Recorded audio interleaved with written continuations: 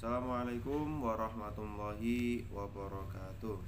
Alhamdulillahirabbil alamin wa bihi nasta'in wa ala umuri dunya waddin. Shalatu wassalamu ala asrofil anbiya'i wal mursalin Sayyidina Maulana Muhammadin wa ala alihi wa sahbihi ajma'in. La haula wa la quwata illa billahil aliyil azim. Selamat berbahagia bagi teman-teman semua yang saya hormati, yang saya takdimi, Ibu dosen kita Dr. Zulfa Ismawati MPD sebagai dosen pengampu mata kuliah manajemen pengawasan strategi. Kami di sini saya mewakili dari kelompok 4 akan mempresentasikan mata kuliah sistem pengendalian manajemen. Perkenalkan dulu, nama saya Muhammad Aminuddin dengan NIM 1263112020034. Lalu nanti ada rekan saya yaitu Mas Miftahul Arifin dengan NIM 12631120035. Dan yang terakhir ada teman saya juga, nanti ada Mas Ahmad Sofi Amrozi dengan NIM 12631203058. Dalam pembahasan kali ini akan membahas tentang perilaku organisasi. Ada 7 pembahasan. Yang pertama yaitu pengertian perilaku dalam organisasi, tujuan organisasi, faktor informal yang mempengaruhi keselarasan tujuan. Lalu ada keselarasan tujuan, ada sistem pengendalian formal, ada jenis-jenis organisasi, dan nanti akan ditutup dengan fungsi controller.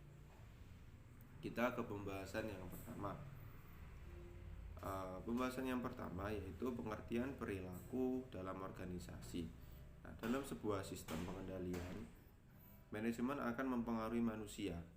Sistem yang baik akan mempengaruhi perilaku sedemikian rupa sehingga memiliki tujuan yang selaras. Perilaku organisasi merupakan sebuah studi yang menyelidik pengaruh yang dimiliki oleh individu, kelompok, dan struktur terhadap perilaku dalam organisasi yang bertujuan untuk menerapkan ilmu pengetahuan guna meningkatkan efektifan suatu organisasi. Kita lebih memahami bahwa perilaku itu ada sebab dan juga akibatnya. Berdasarkan penelitian dapat digunakan bahwa perilaku itu satu, ada sebabnya. Tidak mungkin orang melakukan sesuatu, tidak mungkin ibaratnya peribahasanya tidak mungkin kalau tidak mungkin asap itu timbul kalau tidak ada api. Nah, sama halnya dengan perilaku juga. Nah, pasti semuanya itu ada sebabnya. Makanya nomor 1 ada sebabnya, baik itu dari luar ataupun dari dalam diri seseorang itu sendiri. Yang kedua ada akibatnya. Yang ketiga ada motivasi. Yang keempat perilaku yang dipantau itu dapat diukur. Dan yang kelima perilaku yang meskipun itu tidak bisa dipantau. Artinya segala perilaku itu dapat dikontrol, dapat dipantau, dan juga dapat diukur. Seperti itu. Lanjut ke pembahasan yang kedua, yaitu mengenai tujuan organisasi. Tujuan organisasi memiliki pengaruh dalam mengembangkan organisasi, baik perekrutan anggota dan pencapaian apa yang akan atau ingin dilakukan dalam berjalannya organisasi tersebut. Para ahli di bidang sosiologi mendefinisikan prioritas tujuan organisasi antara lain: 1. Yaitu tujuan atau misi umum. Pernyataan luas dalam skala umum yang mendefinisikan bagaimana tercipta sebuah organisasi tersebut. Yang kedua, tujuan adalah pernyataan yang menjelaskan yang diinginkan organisasi tersebut. Yang ketiga, tujuan mendeskripsikan dari apa yang harus dilakukan berasal dari tujuan spesifik yang jelas. Artinya dalam sebuah organisasi dalam sebuah manajemen lembaga ataupun yang lain pasti mempunyai goal atau tujuan per masing-masing organisasi itu sendiri sesuai dengan bidang organisasi itu berada atau berjalan. Nah, tujuan ini yang menjadikan dasar pokok acuan dalam berjalannya organisasi itu sendiri. Kalau tidak ada tujuan, maka organisasi tersebut tidak mungkin bisa berjalan karena tidak ada yang diharapkan. Nah, di poin nomor 2 dijelaskan tujuan adalah pernyataan yang menjelaskan apa yang diinginkan oleh organisasi. Yang diinginkan oleh organisasi ini sudah menjadi tujuan. Nah, oleh karena itu sebisa mungkin dengan cara apapun, dengan mekanisme yang sistematis, efektif dan juga efisien, ini akan bisa mencapai tujuan yang disepakati bersama oleh organisasi, baik organisasi profit maupun organisasi non profit gitu.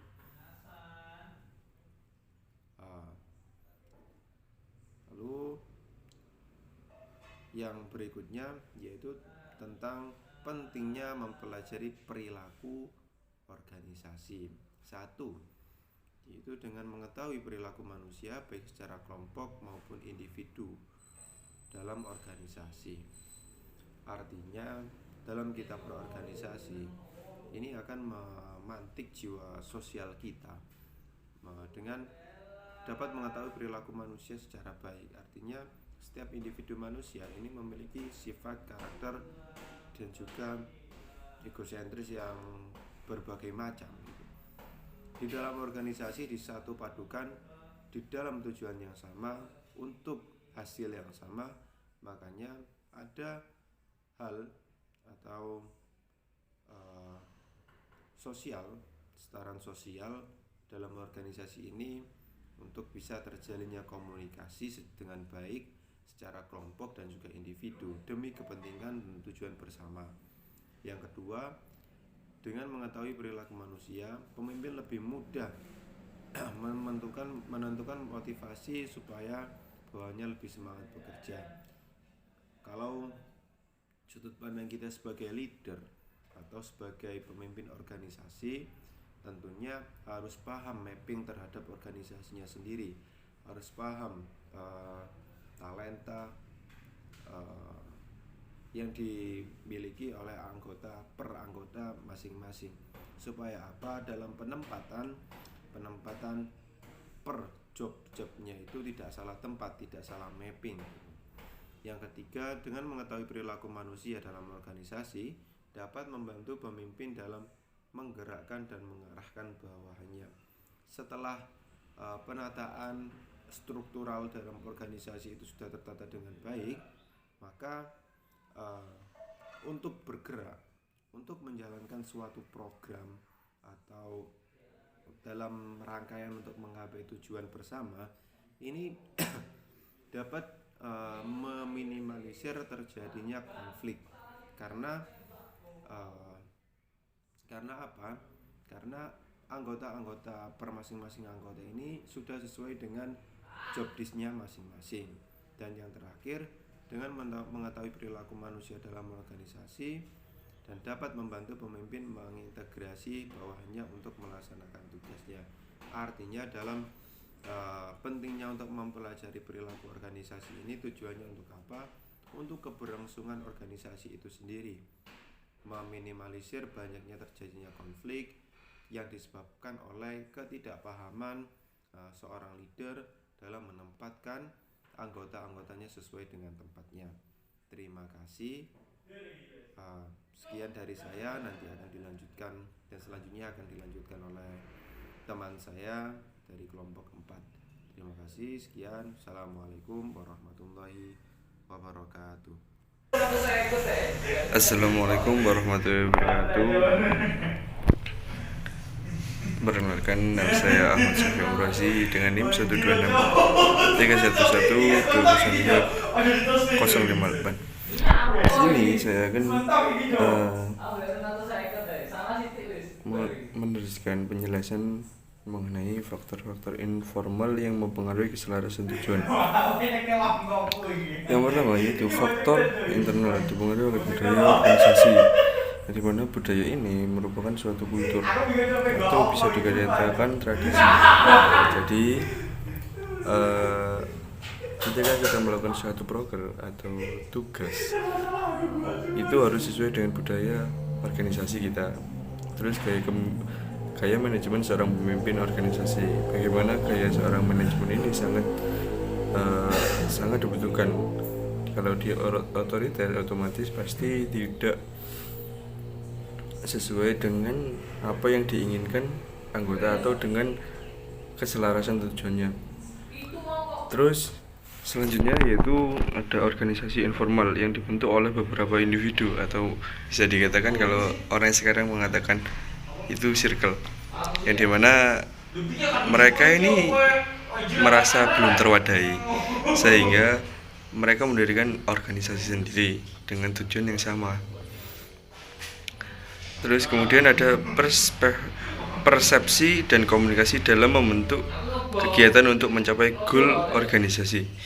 Nah, ini sering terjadi di suatu organisasi, bahwasanya keselarasan tujuan itu tidak bisa tercapai karena adanya miskomunikasi antar anggota, dan juga ada miskomunikasi antara pemimpin dan juga bawahan.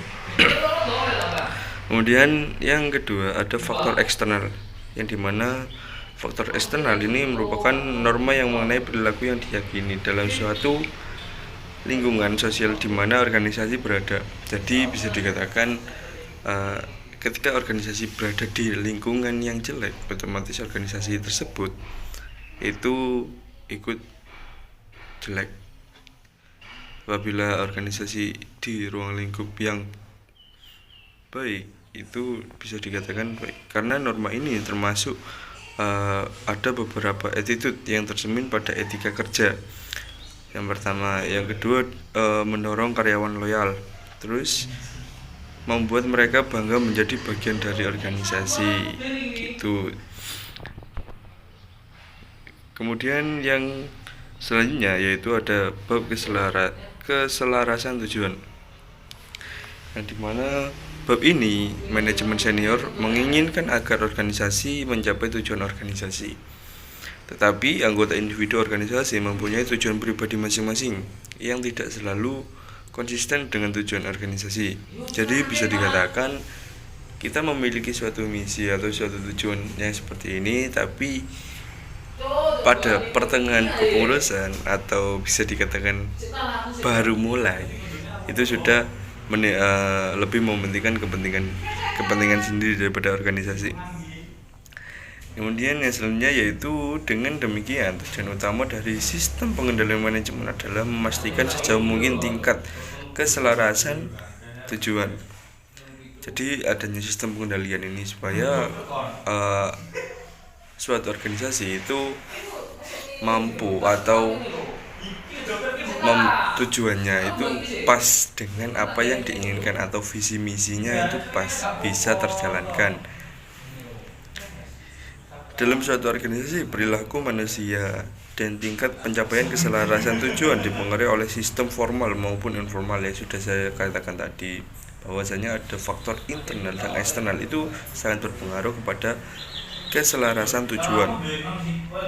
Kemudian sistem pengendalian yang bersifat formal merupakan sistem yang dibentuk oleh organisasi dan memiliki ketentuan dan aturan sendiri, seperti perencanaan strategis, penyusunan anggaran, dan pelaporan.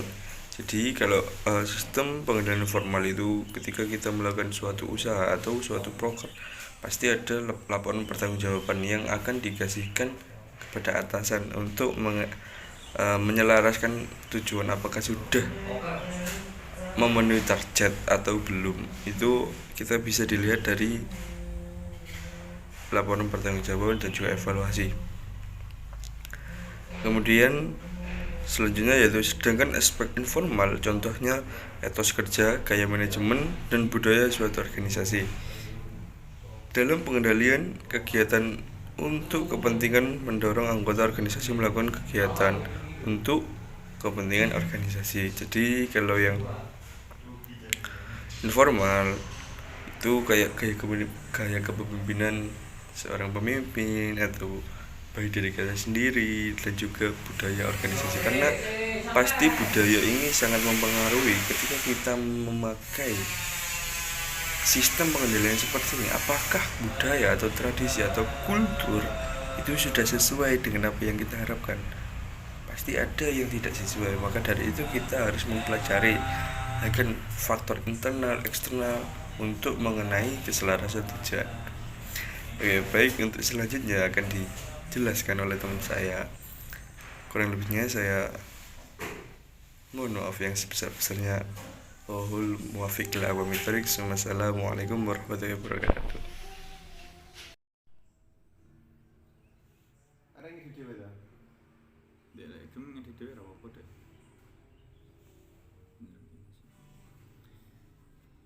Baik, terima kasih. Saya di sini akan melanjutkan. Saya Miftahul Arifin, NIM 1263112020035. Baik, di sini saya akan menjelaskan tentang sistem pengendalian formal. Apa sih sistem pengendalian formal? Sistem pengendalian formal adalah sistem yang memungkinkan pendelegasian otoritas di mana sistem formal memperjelas struktur kebijakan dan prosedur yang harus diikuti anggota organisasi. Pengendalian formal, sedangkan pengendalian formal adalah pengendalian yang disahkan oleh organisasi dalam bentuk peraturan, surat keputusan, kode etik, presensi, dan bentuk-bentuk yang lain. Sedangkan pengendalian informal merupakan pengendalian tidak langsung. Hal ini berarti pengendalian yang tidak diformalkan atau dibuatkan peraturan oleh organisasi secara resmi. Selanjutnya, sistem pengendalian formal adalah sistem yang memungkinkan pendelegasian otoritas di mana sistem formal memperjelas struktur kebijakan dan prosedur yang harus diikuti oleh anggota organisasi. Pengendalian formal juga merupakan pengendalian yang diformalkan oleh manajemen dalam berbagai bentuk, misalnya kode etik dan peraturan pimpinan. Sistem ini diklarifikasikan ke dalam dua jenis. Yang pertama adalah aturan-aturan dan proses kendali secara formal. Maksud dari aturan-aturan adalah seperangkat tulisan yang memuat semua jenis instruksi dan pengendalian yang berisi instruksi-instruksi jabatan, pembagian kerja atau SOP, dan lain-lain. Dan ada beberapa jenis aturan yaitu seperti pengendalian fisik, manual, sistem pengamanan sistem, dan juga sistem pengendalian tugas. Yang kedua, proses kendali secara formal. Suatu perencanaan strategis akan melaksanakan tujuan dan strategi organisasi. Seluruh informasi yang tersedia dipergunakan untuk membuat perencanaan ini. Perencanaan strategis tersebut kemudian dikonversi menjadi anggaran tahunan yang fokus pada pendapatan dan belanja yang direncanakan untuk masing-masing pusat tanggung jawab. Selanjutnya, jenis-jenis organisasi. Yang pertama adalah organisasi berdasarkan tujuannya, organisasi berdasarkan fungsi dan tujuan yang dilayani, dan organisasi berdasarkan tipe atau bentuknya. Kita masuk yang pertama adalah organisasi berdasarkan tujuannya, profit oriented organization, yakni tujuan organisasi ini adalah untuk mencari keuntungan sebanyak-banyaknya dan manfaat yang didapat dari suatu perusahaan yang menganut jenis organisasi ini hanya untuk internal. Contohnya adalah perseroan terbatas atau yang bisa kita kenal dengan PT. Selanjutnya, non-profit orientasi organization. Tujuan organisasi ini tidak untuk mencari keuntungan. Tujuan utamanya yaitu memberikan pelayanan kepada masyarakat dan memperoleh manfaat, yaitu masyarakat, yaitu organisasi masyarakat atau organisasi ormas atau organisasi sosial. Contohnya adalah unit kegiatan mahasiswa, OSIS, PMR, dan lain-lain sebagainya. Selanjutnya, organisasi berdasarkan fungsi dan tujuan yang dilayani. Organisasi produksi, organisasi politik, organisasi integratif, dan organisasi pemelihara. Yang Sekarang organisasi produksi, apa sih itu? Yang dimana mempunyai orientasi dalam hal produksi. Contohnya organisasi produk makanan, pakaian, pupuk, atau lain sebagainya. Terus organisasi politik, organisasi yang merekrut banyak kader guna mencapai cita-cita politiknya. Contohnya adalah yang seperti kita kenal Golkar, Demokrat, PDIP dan lain-lain sebagainya. Selanjutnya organisasi integratif, organisasi yang dibuat oleh sekelompok masyarakat yang memiliki profesi yang sama. Contohnya serikat kerja, kelompok buruh dan lain-lain sebagainya. Selanjutnya organisasi pemeliharaan, organisasi yang dimana untuk memelihara apa yang harus mereka pelihara. Contohnya WHO, PBB, UNICEF dan lain-lain sebagainya. Selanjutnya organisasi berdasarkan tipe atau bentuknya. Pertama, organisasi lini, organisasi yang menghubungkan antara atasan dan bawahan secara langsung seperti perbengkelan. Yang kedua, organisasi lini dan staf, organisasi yang dibantu oleh para staf. Organisasi fungsional, organisasi yang berdasarkan sifat dan macam pekerjaannya. Yang keempat, organisasi lini dan fungsional, suatu organisasi yang berwewenang pemimpin dilimpahkan kepada perkepala unit di bawahnya atau manajerial, yang di atasnya ada bos. Selanjutnya organisasi formal, kumpulan dari 2 orang atau lebih yang mengikatkan diri dengan tujuan yang sama. Yang terakhir organisasi informal, organisasi seperti perkumpulan ibu-ibu PKK, belajar bersama dengan beberapa teman atau kerja kelompok. Nah, sekarang kita masuk ke fungsi controller atau controlling, biasa kita kenal. Yang pertama adalah mendesain dan menjalankan informasi dan mengawasi sistem. Yang kedua, menyiapkan laporan keuangan kepada pemegang saham dan juga pihak lain. Yang ketiga, menyiapkan dan menganalisis prestasi dan membantu pimpinan memahami laporan. Yang keempat, mengawasi prosedur internal dan eksternal audit untuk menjamin validasi data. Yang kelima, membantu mengembangkan kemampuan masing-masing orang dengan cara pelatihan yang berhubungan dengan controlling atau controller. Sekian dari kami dari kelompok 4. Kurang lebihnya kami mohon maaf. Kalau ada salah kata itu mutlak dari kami, dan jika ada benar itu mutlak dari Allah Subhanahu wa taala. Wassalamualaikum warahmatullahi wabarakatuh. See you.